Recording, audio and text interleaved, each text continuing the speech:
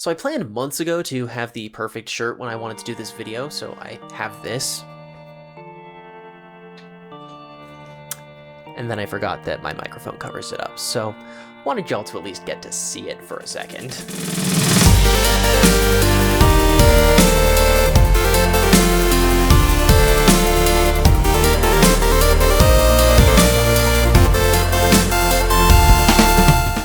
What is up, ladies and people who are not that? Today we have another review. This time we're looking at the X-Men 97 X-Jet. Let's get right into it. Quick update from the last video. The urbanized Shrining Garden seems to have won the poll, or at least was ahead as of filming. So I'm gonna go ahead and call it in favor of that. For those of you who are new to the channel, I did a review towards the end of last year of the Hoopty from the Marvel's movie, set 76232, for those of you who are interested in that, where I talked about what is generally a reasonable price for a Lego set. Historically, the pattern is that if you get the ratio of the price to the total count of pieces, it's around 10 to 15 cents a piece for most sets. Really good value is lower than that, and questionable value is higher. The Hoopty came in at 21.4 cents a piece, or around double what you expect for an average set. Definitely in the questionable value range. And I was predictably disappointed with the set. However, considering the amount of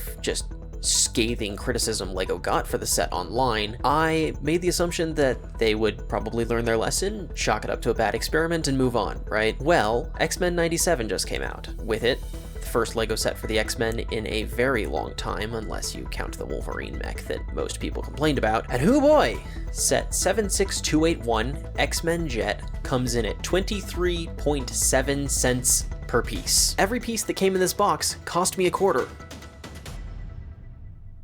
Was it worth it? The first big weakness of this set was that it came pre-assembled, which is a joke, unlike the fact that I lost the first take of the time-lapse, which is a tragedy. Joking aside, I was actually pretty surprised by how much I liked this building experience. Yes, it's short and generally simple, but it has a handful of golden techniques involved. Standout moments for me being the surprisingly dense Technic endoskeleton that is used to secure the wings in place, and the absolutely fantastic use of bracket geometry to connect both of the windscreens with hinges. In fact, that technique in particular is a strong forerunner for my best technique of the year. Just absolutely beautiful execution, start to finish. Ultimately, the best way that I can think of to describe this set is comfortable. The building experience is like coming home to an old friend. It really does say something that I didn't actually mind having to build this thing twice. Recalling that the Sanctum Sanctorum, our referee, got a score of 5 for a building experience with decent building techniques that was a little bit tedious, a set with decent building techniques that wasn't tedious, I think has earned a score of 6.5. That sounded weirder than I expected. I think I prefer doing it with the decimal place. It's a score of 6.5. Moving on to the minifigures, this is where my opinion on the set starts to get a little bit fragmented. Up first, we have the high point of the set for me, Cyclops. This minifigure is fantastic start to finish. I think that the decision to swap the previous dark blue for bright blue absolutely works in context of both the minifigure and the set. Not only does it provide better contrast if you have Cyclops next to the dark blue of the ship, but it provides a much more conducive base color for both the black outlines and yellow details that are printed on top of it. I think that this communicates much more effectively the sort of animation style that this minifigure is going for. My initial response to having a hairpiece over the top of the cowl was similar to my feelings about the Soldier 76 minifigure, that is to say, unfavorable, but discovering that, unlike with Soldier, they had used that as an opportunity to print an alternative face, I was won over immediately. I think this is an absolute win and a fantastic Cyclops minifigure. I unironically prefer this to the previous one. Moving along to Rogue, the other highlight of the set, let me paint a hypothetical picture for you.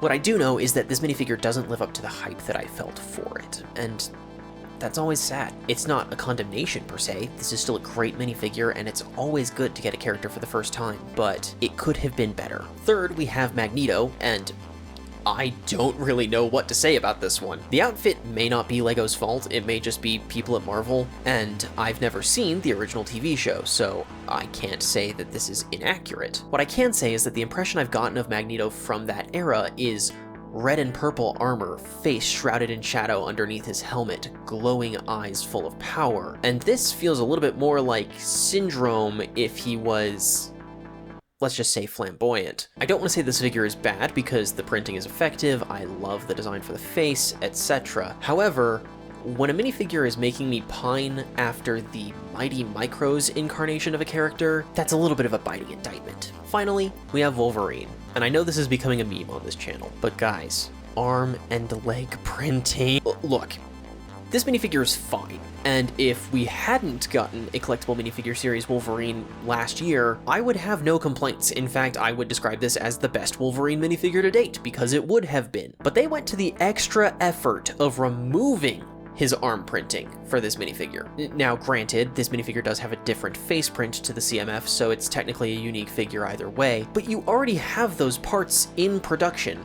If not at this exact moment, you had them in production 6 months ago. There's no reason to not have them on this minifigure, to say nothing of the fact that Wolverine has always had a spot. I don't think there's a single dedicated X-Men set that doesn't come with a Wolverine minifigure at this point. Why go to the effort and include the extra step of removing a piece that you've already designed specifically for a character, instead of going to the effort of just including a different character? Of the 6 sort of archetypal X-Men, at this point, we still don't even have Jean Grey, aside from that one collectible minifigure from Comic-Con. It doesn't count. And if I take a stroll through Target's toy section, all of the other X-Men 97 toys are touting a massive lineup. Gambit is Rogue's boyfriend and a fan favorite. He would have been a no-brainer for this set. There are characters on here that I don't even recognize, or ones who are less common. Why not give us Bishop? I don't want to be too negative, but I unironically might be happier with this set if there just wasn't this minifigure at all. As is, it feels like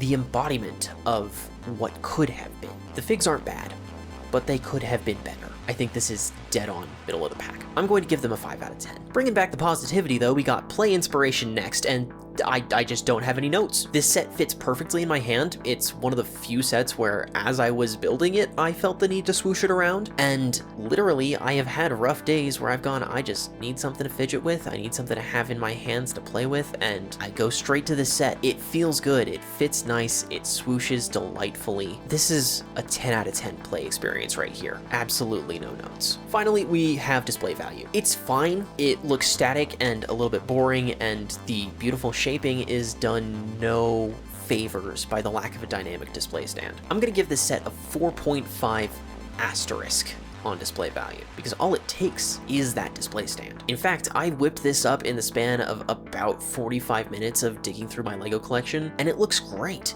It looks actually incredibly cool. The upshot here is that if you want to display this set, it is not difficult to make it look beautiful, but the downside is that it brings us back to that question of price per piece. Why is this set so overpriced? You could have included every piece that I used in my display stand and still not have brought this set below 15 cents a piece. I'm gonna put a link to these instructions down in the description below. I do think this set is really cool looking, and if you want to make the most of it, I want you to have access to a display stand that works well. I'm sure that acrylic stands on the market would also work great, but going purely off of what's in the set, it's a 4.5. All of that covered, it brings our average score to a 6.5. That feels high. Alright, I guess we gotta have a conversation about the difference between cost and value. Unlike the Hoopty, a set which was as low quality as it was overpriced, this set is actually really solid. If this set was priced fairly, or even just kind of overpriced, I could recommend it really easily. Even with my gripes about the minifigures, we don't get X-Men minifigures very often. This is a rare opportunity to get your hands on those. The jet itself looks ripped straight from the show's promotional material, and the building experience is pretty good. The only thing holding this set back is the price. Because LEGO is so consistent about the way that they price their sets, I generally don't feel the need need to review based on price. But if they keep doing stuff like this, it may need to become something that I consider a consistent factor in the way that I rate my sets. I can wholeheartedly recommend this set to you if you get it at a lower price.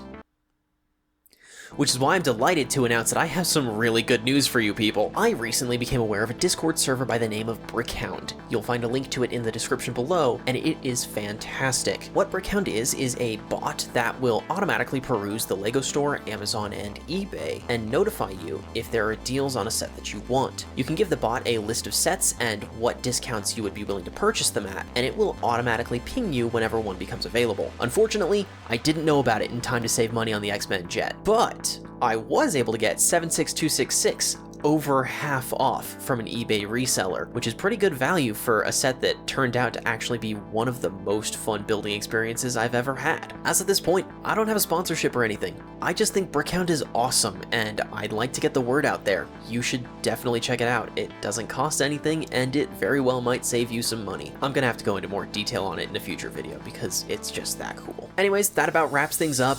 I want to give a thank you to the Patreons. I completely forgot to do so last week, and I feel terrible about it, so consider this a double shout out this week. If you'd like to help make sure that big projects and reviews get to happen more often, consider subscribing on the Patreon, but if not, subscribing on YouTube helps me get back into the algorithm and shows YouTube that people like this content. I am very grateful for all of the support that I've gotten on here so far, and that I was able to go on hiatus and come back and start getting support again immediately. I don't know if I can effectively articulate how meaningful that was. Thank you so much for your time. I look forward to seeing you again soon. I'd better contrast when you have Cyclops.